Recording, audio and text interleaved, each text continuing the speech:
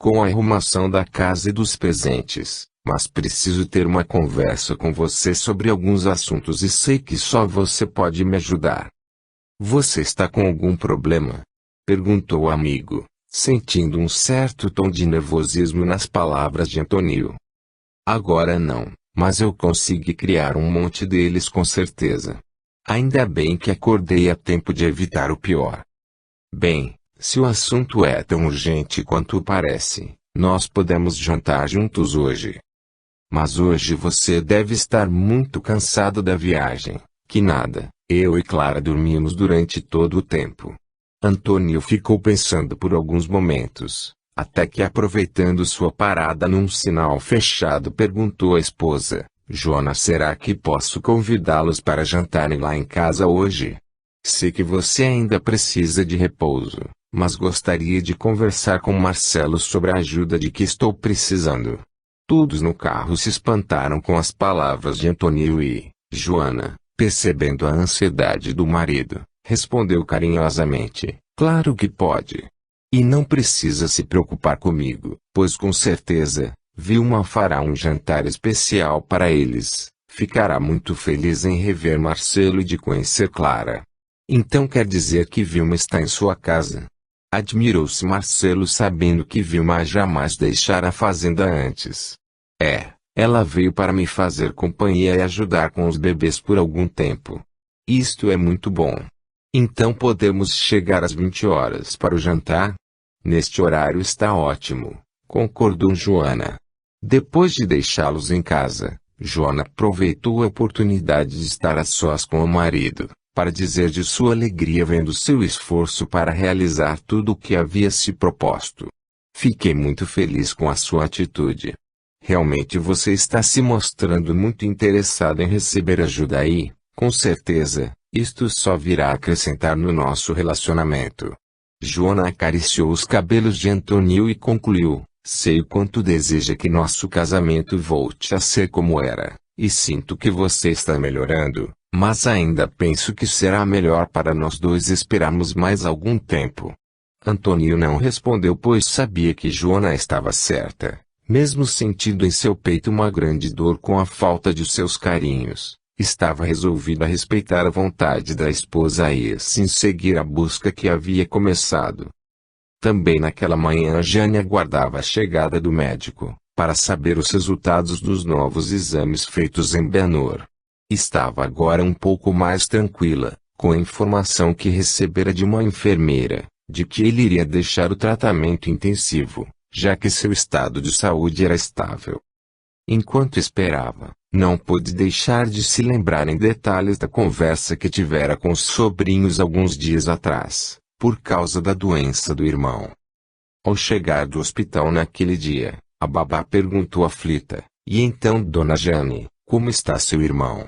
Ele ainda está inconsciente, mas depois que o médico analisou os exames que lhe entreguei, parece estar mais confiante de que ele logo melhore. Que bom saber disto. E a senhora, como está? Parece um pouco cansada. Estou mesmo, mas isto é fácil de resolver. Vou subir e tomar um bom banho antes que as crianças cheguem, pois preciso ter uma conversa com eles para lhes contar sobre o pai, já que não temos certeza do que pode acontecer.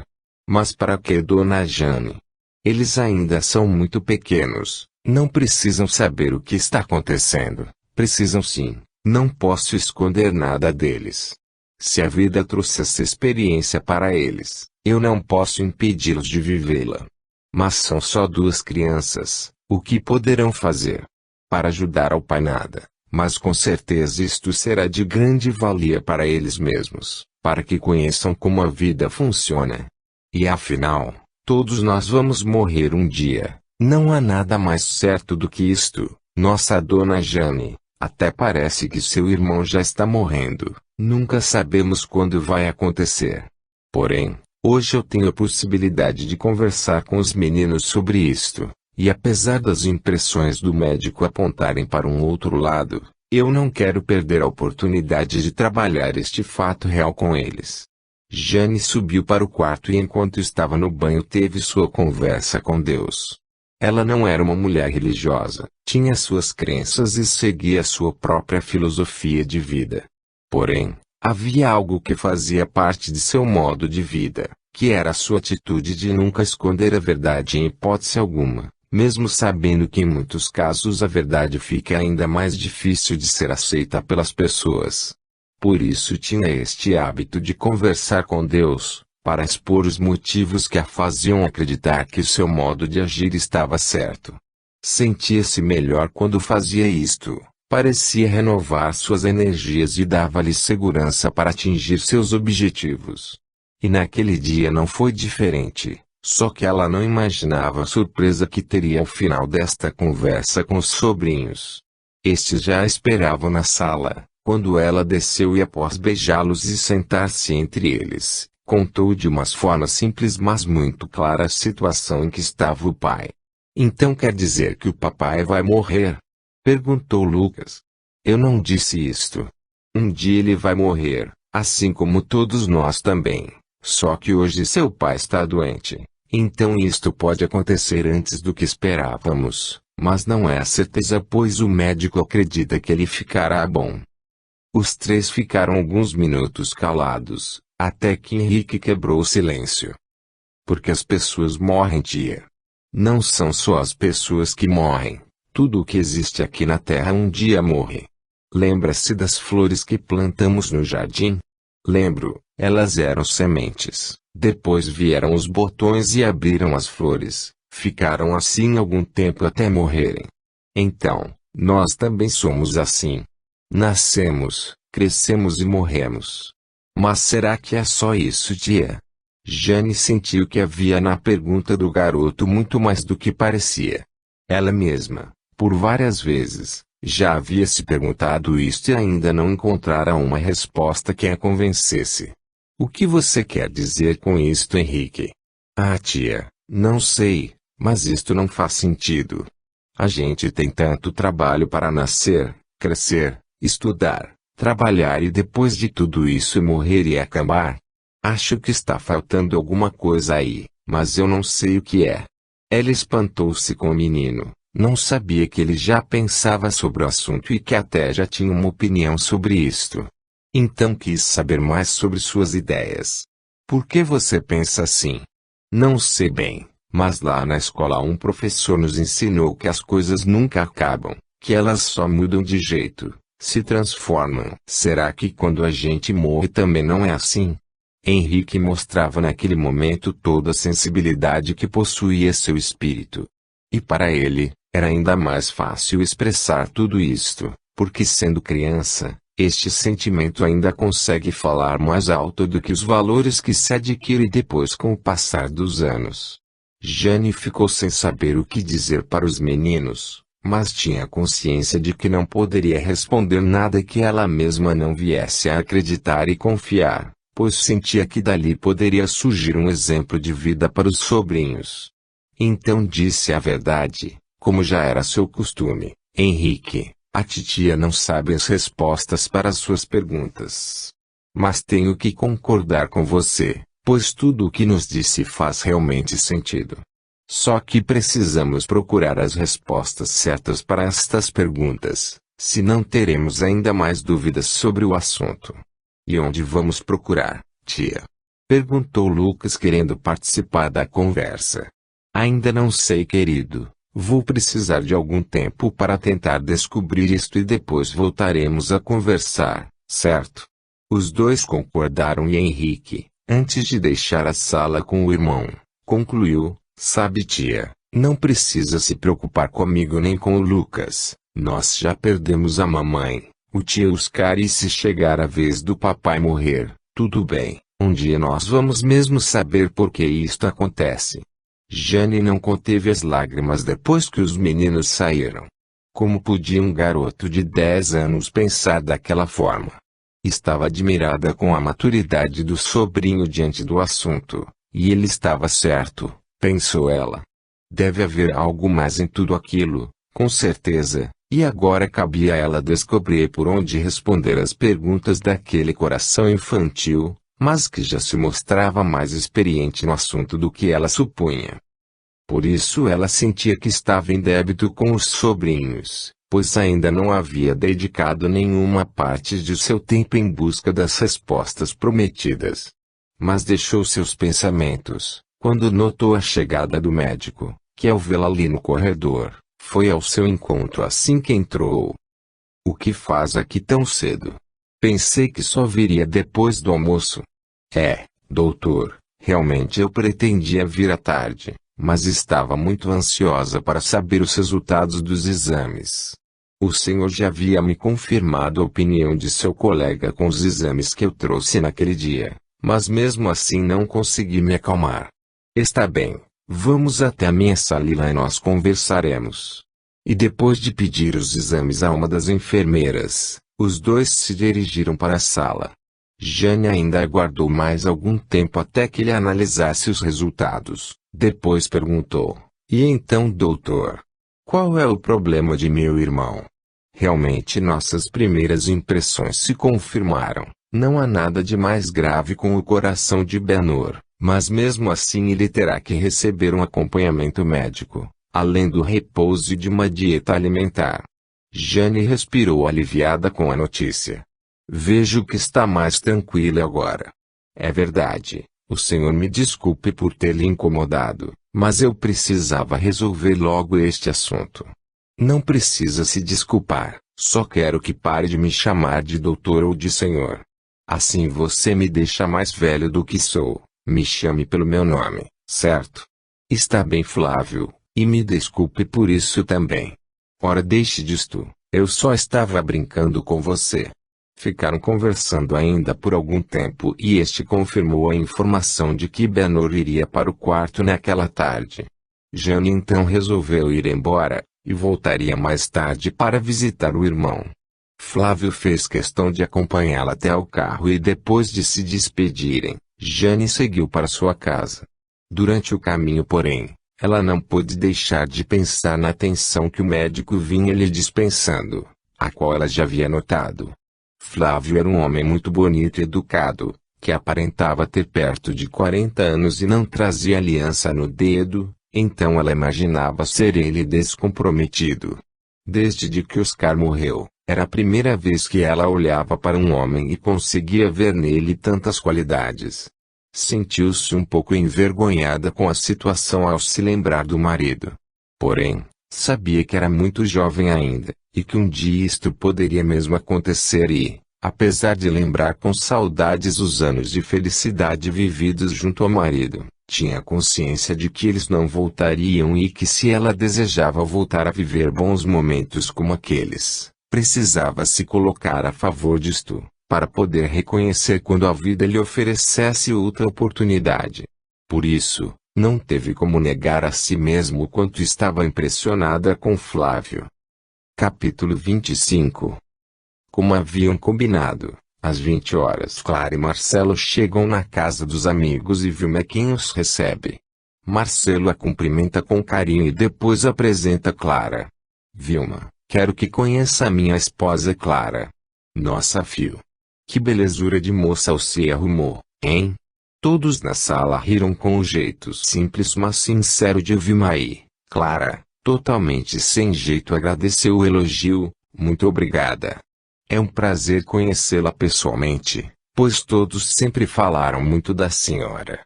"O prazer é todo meu, fia, e desculpe o mau jeito, mas você é mesmo muito linda, até parece uma pintura." "Assim eu vou ficar com ciúmes", brincou Joana. "Vamos parar com esses elogios e nos sentar aqui na sala." Todos atenderam prontamente ao chamado de Joana e, depois de algum tempo conversando, Vilma avisa que o jantar está servido. Como Joana havia antecipado, realmente ela havia preparado um banquete. Clara e Marcelo, além da saudade do tempero e da comida de seu país, ficaram encantados com os dotes de Vilma na cozinha e não puderam deixar de comentar sobre isto. "Vilma, você tem mãos de fadas para a cozinha", disse Clara.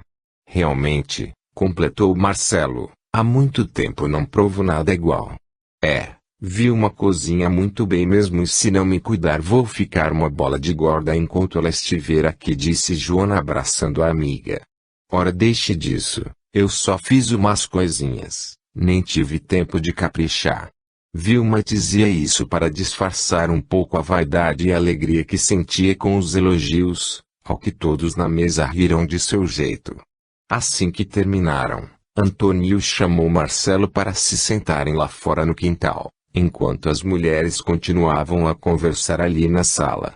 Estava nervoso com a conversa que teria com o amigo, mas sentia também uma alegria por ver que este momento havia chegado. Marcelo também estava ansioso e um pouco preocupado com Antônio, mas logo que este começou a falar, ele viu seus temores desaparecerem. Bem, meu amigo, pelo que me lembro de nossa última conversa a respeito deste assunto, penso que para você não será nenhuma surpresa a ajuda que venho lhe pedir hoje. Tenho que admitir que sinto que chegou a hora de eu também aprender a andar como você me disse. Chega de cair e de me agarrar nas coisas. Quero aprender e entender tudo o que você tentou me mostrar e eu não estava pronto para ver.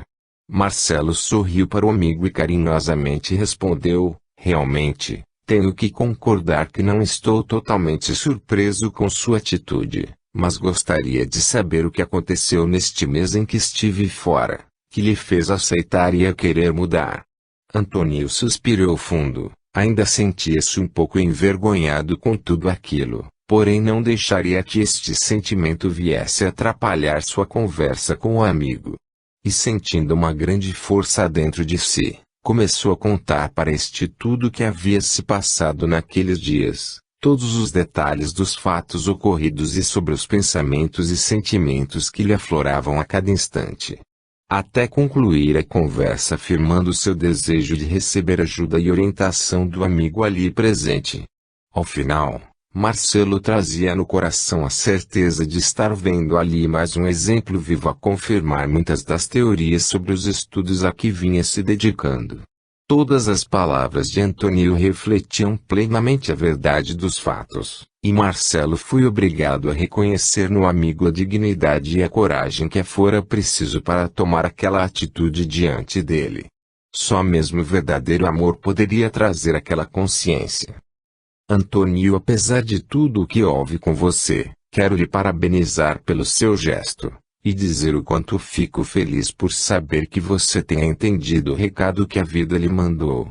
Muitas pessoas que passam por momentos difíceis e dolorosos, assim como você passou, acabam escolhendo outros caminhos e muitos deles ainda mais tristes e dolorosos. Porém, você soube abrir seu coração para o amor e, deixando o orgulho de lado, se colocou a favor da vida para voltar a ser feliz. E tenha certeza de que também é só isso que ela deseja. Emocionado com as palavras de Marcelo, Antônio não conteve as lágrimas, mas mesmo assim prosseguiu. E você acha que mesmo depois de tudo que fiz, ainda terei a chance de conseguir isto? Não tenho dúvidas, meu amigo.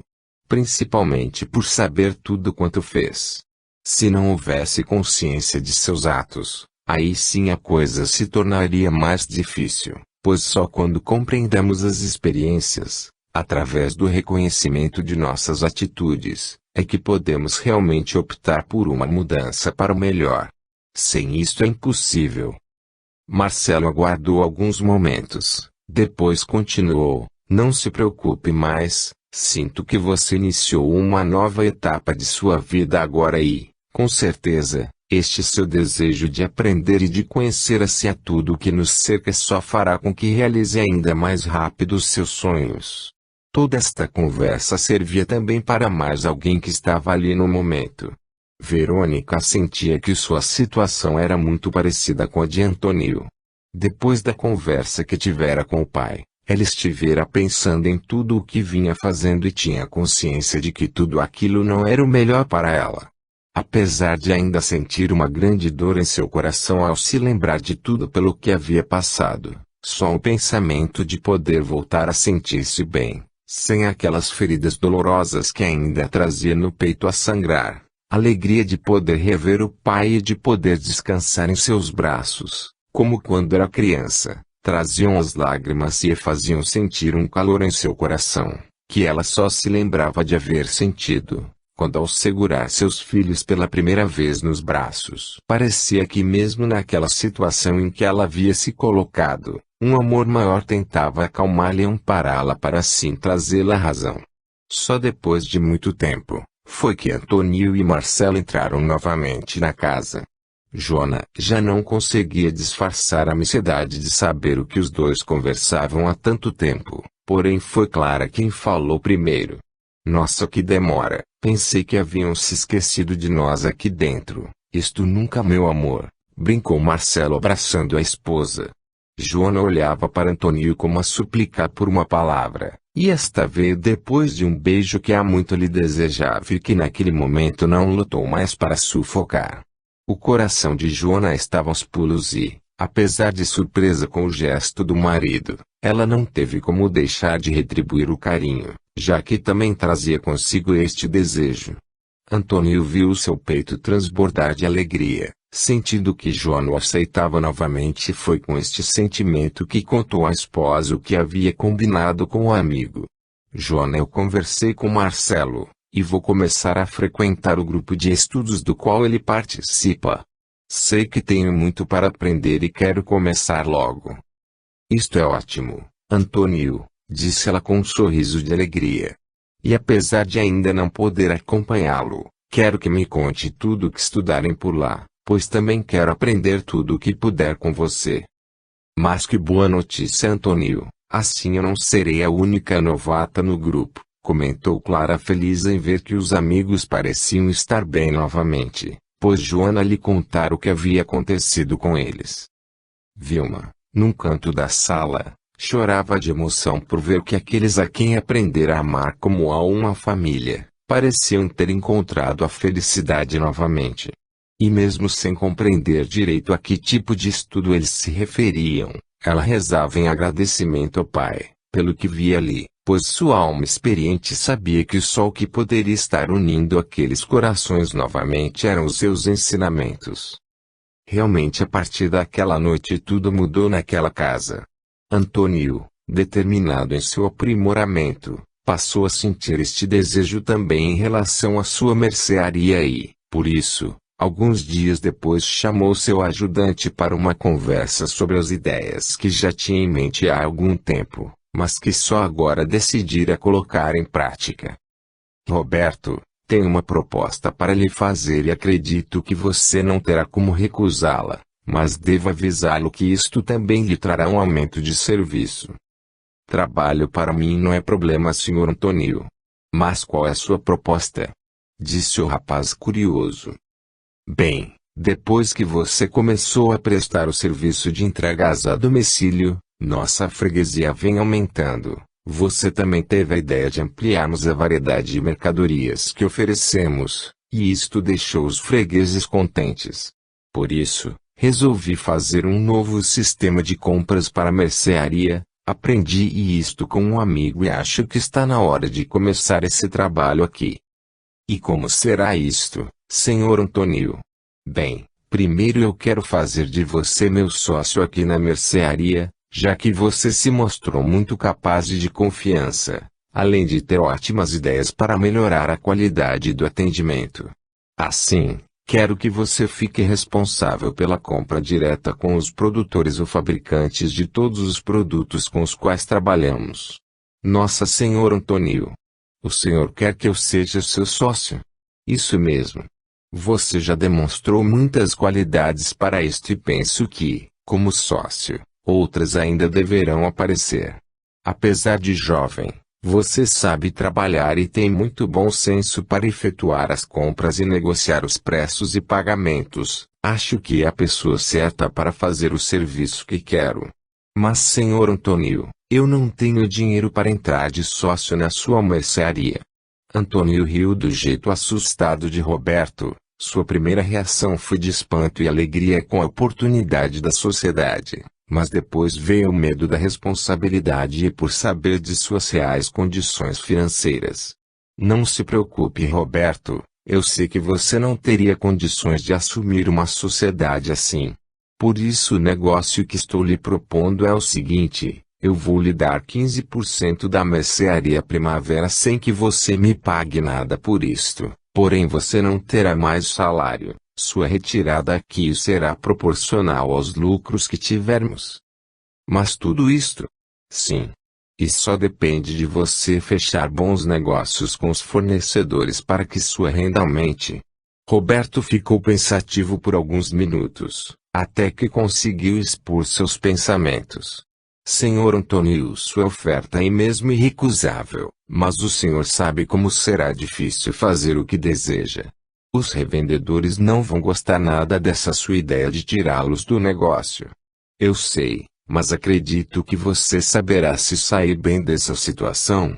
Você já tem um bom relacionamento com muitos produtores e, com certeza, eles próprios irão ajudá-lo, pois também ganharão muito mais com este novo sistema de compras. Bom, isto é verdade, vendendo direto para nós, eles também aumentarão seus lucros.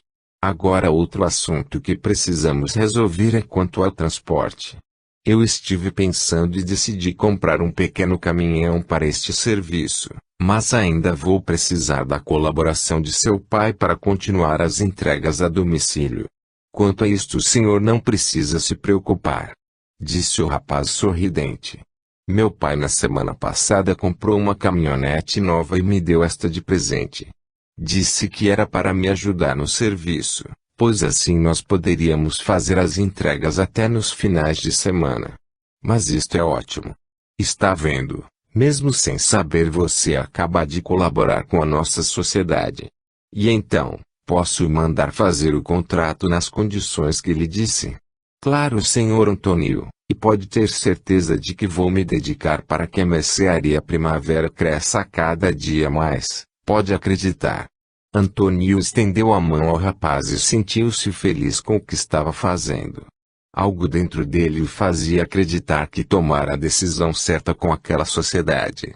Roberto eufórico retribuiu o gesto e voltou ao trabalho, agora mais dedicado do que antes, pois sabia que parte de tudo aquilo também era seu. Antônio deixou a mercearia após algumas horas. Precisava levar Joana até o hospital e depois iria até o escritório de Marcelo, pois precisava dos serviços do amigo para realizar o negócio com Roberto. Durante o caminho até o hospital ele conta para a esposa o que havia feito. Ela, apesar de não entender muito do assunto, questionou a decisão de Antônio em dar para o rapaz a sociedade ao invés de vender.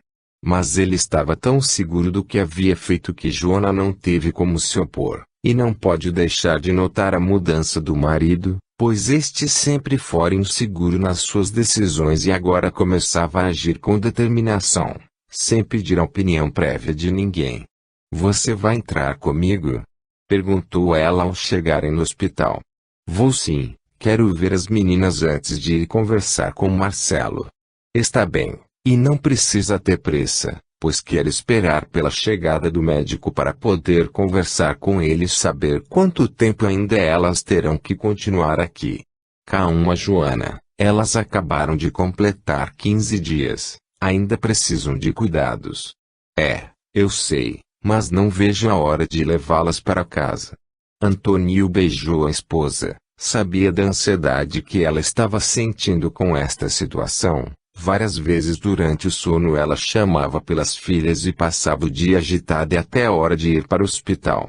Mas com certeza isto logo acabaria, pensou ele, e sem perceber, agiu com naturalidade com o assunto sem deixar que nenhum tipo de pensamento ou sentimento de culpa viesse lhe incomodar. Depois de ver as crianças, Antônio se despediu de Joana, estava com pressa e por isso resolveu ir pelas escadas, pois o elevador sempre demorava entre um andar e outro. Foi assim que ao atravessar um dos corredores entre as escadas, ouviu alguém chamá-lo. Antônio. Ele virou-se procurando quem o chamava e ficou admirado ao ver a mesma moça que há dias atrás ele vira no estacionamento, porém ainda não conseguia se lembrar de quem se tratava. Acho que não deve estar me reconhecendo, disse ela vindo meio sem jeito. Você me desculpe, mas é verdade. Eu já vi aqui no hospital outro dia e tive a impressão de já tê-la visto antes, porém não consigo me lembrar de onde. Sou Jane, irmã de Bienor. Já faz muito tempo que não o vejo, Mas ainda me lembro bem de você. Antônio corou com a brincadeira da moça. Como poderia ter se esquecido dela assim? Há muitos anos os dois tiveram um pequeno namoro, nada muito sério, porque assim que ele descobriu ser ela irmã de Benor, terminou tudo. Mas lembrou-se dos comentários que ouviu na época, os quais diziam que ela andava triste e chorando pelos cantos por causa de seu desprezo. Claro, Jane, me desculpe. Mas eu nunca tive mesmo uma boa memória. E então como está? Espero que não esteja doente. Oh não. Eu estou muito bem. Quem está internado aqui é Benor. Ele teve um princípio de infarto há alguns dias, mas já está melhor. Antônio sentiu um frio na espinha. Não adiantava fugir, pensou ele. Enquanto não aprender a lidar com este assunto, ele sempre voltará na minha vida.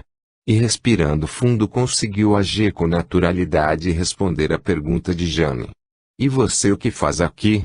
Eu trouxe minha esposa para amamentar nossas filhas. Filhas? Fazem 2 semanas que nasceram, são gêmeas. Meus parabéns. E está tudo bem com elas? Sim, só que ainda precisam ficar aqui até ganharem mais peso e resistência.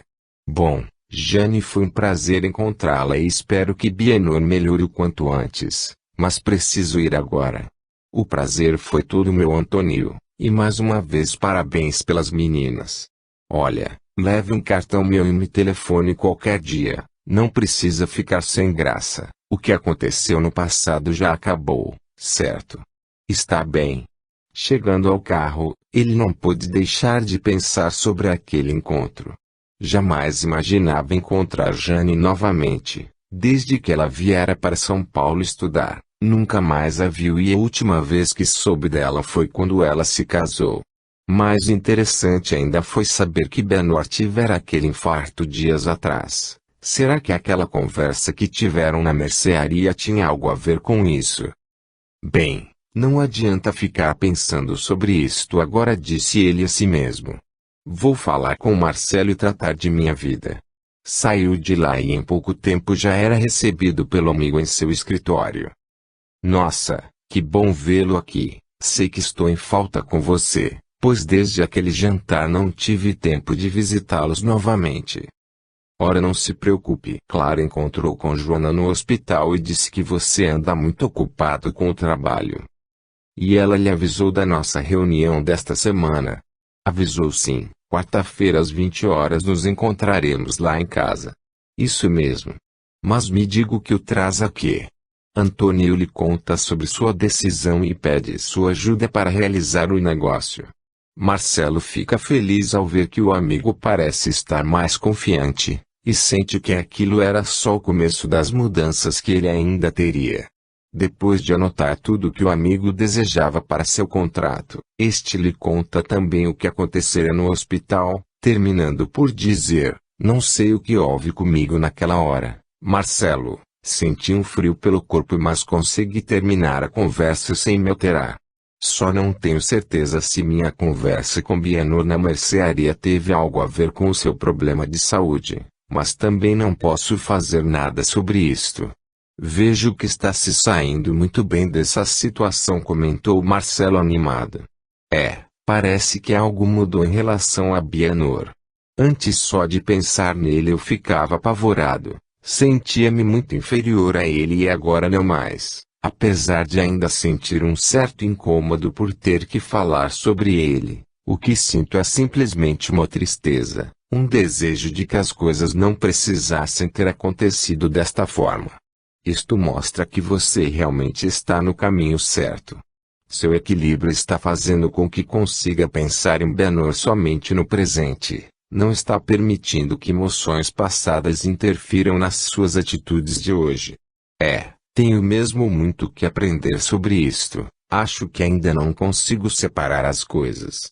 Tenha calma, logo você saberá como tudo acontece e vai ver como é maravilhoso poder compreender isto. Mas é bom que esteja preparado, pois a vida vai lhe exigir a demonstração de todo o seu aprendizado. Eu percebi isto com este encontro. Tantos anos sem saber de Jane e de repente eu a encontro no hospital onde estão as crianças. Só porque resolvi descer as escadas, volto a ter que falar sobre Benor, que desde aquela conversa na mercearia havia saído de minha cabeça por completo. Até parece que a vida está me testando. Não é bem assim, ela está dando a você a chance de colocar em prática tudo o que resolveu assumir como bom e verdadeiro para si. Se você decidir mudar como afirma, como poderá saber se está conseguindo atingir seus objetivos? Só mesmo demonstrando isto através de suas atitudes, quando as situações aparecerem no seu dia a dia. Além do que, nós não somos só querer, somos um conjunto de pensamentos, sentimentos e as nossas atitudes é que confirmam realmente onde estamos e para onde vamos e, principalmente, como faremos isto. É verdade, só dizer que se quer isto ou aquilo é fácil, mas se não agirmos, nunca teremos um nem outro. Exatamente, se você ficar bem com você, também estará bem com todos e vice-versa. Talvez por isso, o sentimento de querer que as coisas tivessem sido diferentes já é um bom sinal de melhora, pois encontrou seu equilíbrio e quer se equilibrar em relação aos outros também. Vejo que tenho mesmo muito para aprender. Não quero te desanimar, porém cada vez que aprender algo daqui para frente você verá que ainda terá muito mais para aprender. É como uma bola de neve. O aprendizado só aumenta as possibilidades para se ter consciência de que sempre há algo mais para se compreender. Um pouco depois, Antônio se despediu de Marcelo. Precisava voltar ao hospital e levar Jona para casa. Estava ansioso também para saber da conversa que ela tivera com o médico sobre o tempo de permanência das filhas no hospital. Capítulo 26. Naquele dia Antônio levantou-se muito cedo. Estava ansioso demais e quase não havia conseguido dormir a noite toda. Resolveu então ir preparar o café da manhã para a família. Quando Vilma entrou na cozinha, estranhou ao vê-la ali tão cedo.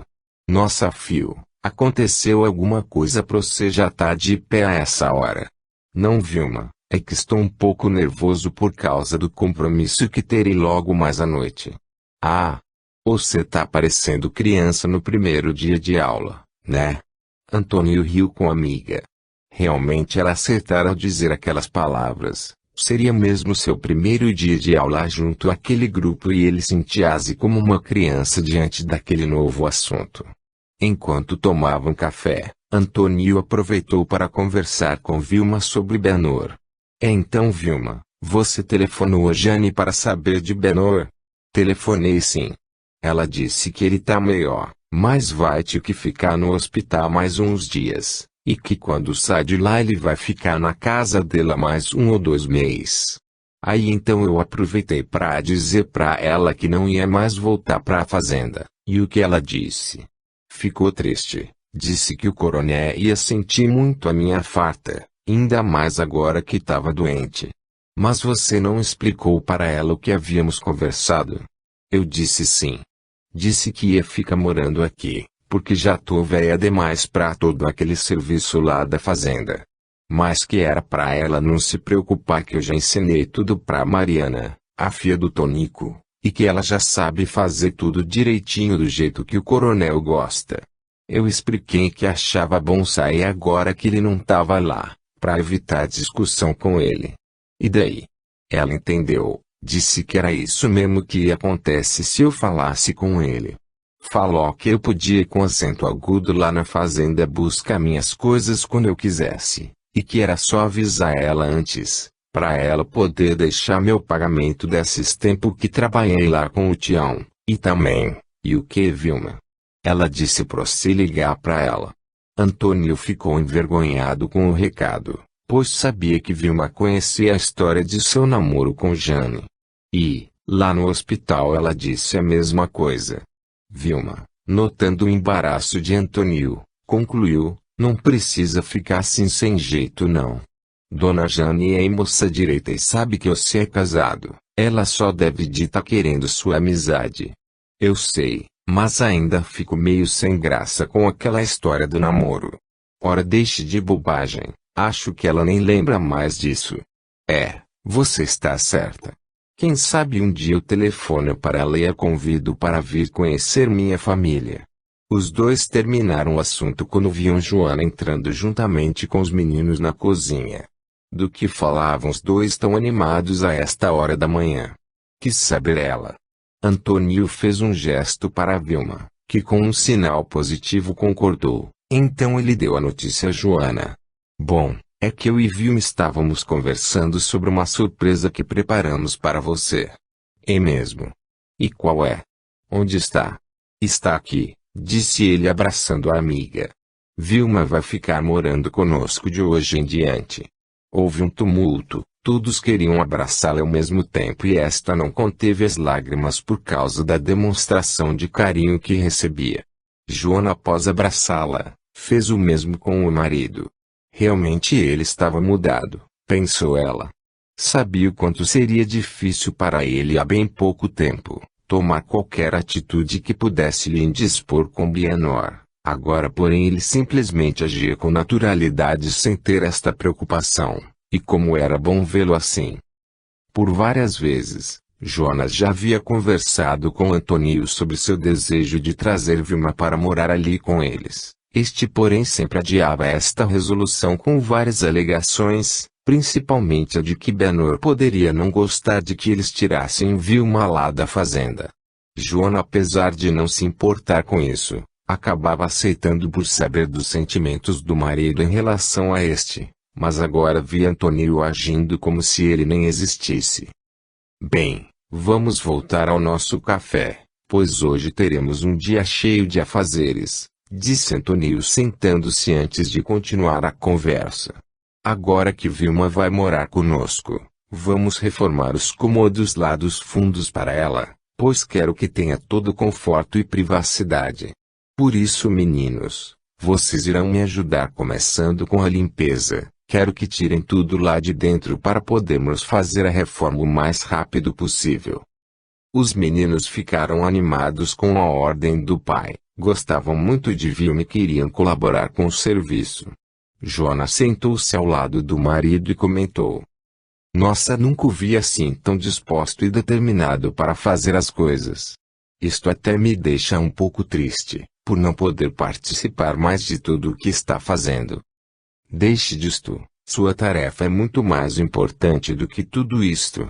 Quisera eu poder cuidar de nossas filhas como só você pode fazer, mas quem lhe deu o privilégio desta tarefa, sabia que só mesmo as mães é que a fariam tão bem feita e com tanto amor. Antônio beijou a esposa com muito carinho e Joana sabia que ele era sincero. Sempre que ele estava em casa quando ela amamentava os filhos, ele fazia questão de ficar junto. Dizia sentir naquele momento uma ligação muito forte entre eles. Terminado o café, todos saíram para cuidar de suas tarefas. Antônio, antes de ir para a mercearia, deixaria Joana no hospital. Ambos agora estavam também mais tranquilos, depois que o médico havia lhes informado que as meninas iriam para casa em poucos dias. Na mercearia também as coisas estavam cada dia melhor. Antônio já havia conseguido o empréstimo para a compra de seu caminhão, e apesar de Marcelo ter insistido para que ele usasse o dinheiro que havia guardado para lhe pagar, este preferiu fazer o negócio de outra forma. Este fora outro sinal de que sua autoestima estava mesmo melhorando, pois em outros tempos ele não se arriscaria a fazer uma dívida dessa forma, não acreditaria ser capaz de saldá-la. Roberto também estava tendo bons resultados com as compras diretas, e já começavam a aparecer os primeiros resultados com a baixa do preço de alguns produtos. Os fregueses já notavam a diferença e o movimento aumentava diariamente. Além da ajuda dos filhos, Antônio passou a contar também com o auxílio de Tiago, irmão de Roberto, que começara a trabalhar ali por conta do irmão, já que este precisava se ausentar boa parte do dia para fazer as compras. Naquele dia as horas pareciam não passar para Antônio, apesar de muitos afazeres. Sua ansiedade era tanta que ele não conseguia se concentrar nas tarefas. Mal acreditou quando olhou para o relógio e viu que este marcava 18 horas. Despediu-se do sócio e voltou para casa. Queria tomar um banho e comer alguma coisa antes que Marcelo chegasse, pois não queria se atrasar logo no seu primeiro dia de participação naquele grupo. Pontualmente às 20 horas, Marcelo chega à casa do amigo. Antônio já o esperava na porta com Joana. Esta estranhou não ver a amiga com o marido. "Onde está Clara?" perguntou assim que ele entrou para cumprimentá-la. "Ela teve uma emergência no hospital e irá nos encontrar lá, pois não perderia esta reunião por nada. Também está ansiosa para começar seus estudos. E não é só ela", disse Antônio quase sem perceber. Joana despediu-se do marido afirmando que o esperaria acordada, para saber tudo sobre a reunião. Os dois saíram e durante o caminho Marcelo procurou tranquilizar o amigo, explicando como eram as reuniões. "Quero lhe avisar que esta reunião pode não ser como você está imaginando." "Como assim?" perguntou Antônio meio desconfiado. "É que apesar de conversarmos sobre a espiritualidade e trocarmos experiências e pontos de vista sobre vários assuntos, é muito raro acontecer ali alguma manifestação espiritual visível aos nossos olhos." "Não entendi." "É que nossas reuniões não são realizadas num centro espírita, elas acontecem num salão na casa de Cláudio, onde ele e a família realizam estudo do livro Evangelho segundo o Espiritismo. E neste caso, apesar de não podermos ver, muitos trabalhos de ajuda e de estudo também são feitos no plano espiritual, mas sem que haja necessariamente a manifestação ali na reunião. Então não é como as pessoas dizem, onde os espíritos vêm e falam coisas. Quando a necessidade acontece de algum médium ter alguma manifestação, mas caso contrário só notamos a presença dos espíritos através da intuição e da preparação do ambiente, para que seja colocado em pauta um assunto útil a todos os presentes. Mas não se preocupe, logo você saberá como é, pois já chegamos." Antônio olhou para fora do carro e viu que Marcelo estacionava em frente a uma bela casa. Desceram e foram recebidos por Cláudio que os esperava no portão. Após cumprimentar o amigo recém-chegado de lua de mel, este voltou-se para Antônio muito gentilmente e disse: "Como vai, Antônio? É um prazer recebê-lo aqui em minha casa e em nosso grupo. Espero que tenha uma noite agradável e útil aqui." Antônio ainda estava se sentindo como um peixe fora d'água até então, mas com estas palavras e com o sorriso que recebeu do anfitrião, não pôde deixar de experimentar uma sensação muito boa e agradável e, mais tranquilo, retribuiu o cumprimento. "Tenho certeza que será uma ótima noite, Cláudio, e muito obrigado pela acolhida carinhosa que estou recebendo." "Bem, vamos entrar. Só estávamos esperando por vocês para começarmos nossa reunião." "Ainda não", disse Marcelo. "Preciso esperar pela chegada de Clara. Isto não é necessário, pois ela já está lá dentro. Por isso eu os esperava. Ela me avisou que vocês deveriam estar chegando a qualquer momento." Os três entraram e depois de se juntarem a Clara e ao resto do grupo, Cláudio tratou de fazer as apresentações dos novos participantes a todos ali presentes. Era um grupo de 15 pessoas, quase todos jovens entre 25 e 30 anos. Os mais velhos eram os pais de Cláudio, e Antônio agora. Este ficou encantado com o ambiente que encontrou ali. O salão era iluminado por arandelas e havia vários vasos de plantas e flores espalhados pelo lugar. No centro estavam algumas cadeiras já arrumadas em círculo para acomodarem a todos. Num dos cantos do salão, havia uma mesa também com flores e algumas jarras de água. Ao lado, um toca-disco de onde se ouvia uma música muito bonita e suave. Depois que todos estavam acomodados, Cláudio inicia a reunião proferindo uma linda prece, na qual sentia-se emanar uma energia muito forte e revitalizante. Em seguida começaram a leitura do livro Evangelho segundo o Espiritismo, aberto ao acaso por um dos participantes, no capítulo 13º, que a vossa mão esquerda não saiba o que o dá a vossa mão direita, tendo como assunto, os infortúnios ocultos. Nas grandes calamidades, a caridade se manifesta, e viam-se generosos impulsos para reparar os desastres, mas, ao lado desses desastres gerais, há milhares de desastres particulares que passam despercebidos, de pessoas que jazem sobre um cárter sem se lamentarem. São esses infortúnios discretos e ocultos que a verdadeira generosidade sabe descobrir, sem esperar que eles venham pedir assistência. Quem é esta mulher de ar distinto, vestida de maneira simples mas cuidada, seguida de uma jovem vestida também modestamente? Entra numa casa de sórdida aparência, onde é conhecida, sem dúvida, porque, à porta, a saúdam com respeito. Onde vai ela?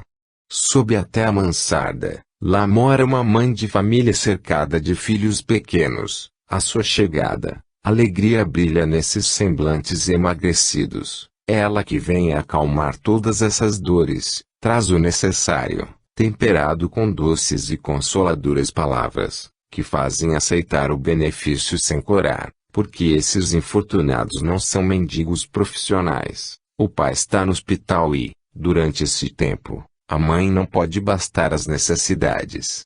Graças a ela, essas pobres crianças não suportarão nem o frio, nem a fome. Irão à escola agasalhadas e o seio da mãe não secará para as criancinhas. Se há um doente entre eles, nenhum cuidado material a repugnará. De lá, ela se dirige ao hospital, para levar ao pai algum consolo e tranquilizá-lo sobre a sorte da família. No canto da rua espera uma viatura, verdadeira loja de tudo que leva aos seus protegidos, que visita assim sucessivamente, não lhe pergunta nem sua crença, nem sua opinião, porque, para ela, todos os homens são irmãos e filhos de Deus. Terminada a excursão, ela se diz: comecei bem o meu dia. Qual é o seu nome? Onde mora? Ninguém o sabe, para os infelizes, é um nome que não revela nada, mas é o anjo de consolação, e, à noite, uma sinfonia de bênçãos se eleva para até o Criador. Católicos, judeus, protestantes, todos a bendizem. Porque ela se veste de maneira tão simples? É que não quer insultar a miséria com seu luxo. Porque se faz acompanhar da filha adolescente. E para ensinar-lhe como se deve praticar a beneficência. A filha também quer fazer a caridade, mas sua mãe lhe diz: que podes dar, minha criança, uma vez que nada tens de ti? Se eu te entregar alguma coisa para passá-la aos outros, que mérito terás? Em realidade, eu é que farei a caridade, e tu que dela terás o mérito. Isso não é justo. Quando vamos visitar os enfermos, tu me ajudas a cuidar deles. Ora, dar cuidados é dar alguma coisa. Isso não parece bastante. Nada é mais simples. Aprende a fazer obras úteis, e tu confeccionarás roupinhas para essas criancinhas. Deste modo, darás alguma coisa vinda de ti. É assim que essa mãe, verdadeiramente cristã, forma sua filha na prática das virtudes ensinadas pelo Cristo. É espírita. Que importa? No seu lar, é a mulher do mundo, porque a sua posição o exige, mas ignora-se o que ela faz, porque não quer outra aprovação senão a de Deus e da sua consciência. Um dia, porém, uma circunstância imprevista conduziu até ela uma das suas protegidas, que lhe produzia obras. Esta reconheceu e quis abençoar sua benfeitora. Silêncio. Disse-lhe: não o digas a ninguém. Assim falava Jesus. Após a leitura, todos foram convidados a falar de seus pontos de vista sobre o assunto, e sobre suas experiências pessoais se o desejassem. Ficaram assim quase por uma hora, quando Cláudio tomou a palavra para fazer um apanhado geral dos ensinamentos obtidos naquela noite, e passar para o encerramento da reunião. Bem, meus amigos, como vimos nesta noite, a caridade é um dom que exige ser trabalhado em cada um de nós aqui presente. E temos a consciência necessária para desenvolvermos esta prática, já que sabemos existir inúmeras necessidades espalhadas pelo mundo a todo momento. Com certeza este assunto não estaria hoje entre nós, se não estivéssemos capacitados a compreendê-lo e atuarmos para sua expansão. Vimos o exemplo de humildade da mulher que, mesmo tendo muitas posses, tinha o bom senso de não as expor, não por medo, pois já estudamos aqui que este nunca foi bom conselheiro, mas por saber que isto poderia atrapalhar em seu desejo sincero de ajudar. Por saber que poderia criar ali naqueles necessitados um sentimento de inferioridade, mas principalmente para que estes não viessem realmente a se colocar num papel de vítimas, de pobres coitados que acreditam precisarem que os que têm mais do que eles lhes deem as coisas. Ela se vestia com roupas humildes para mostrar àqueles a quem ajudava, que eles também poderiam ajudar ao seu próximo. Este era um sentido oculto naquela atitude.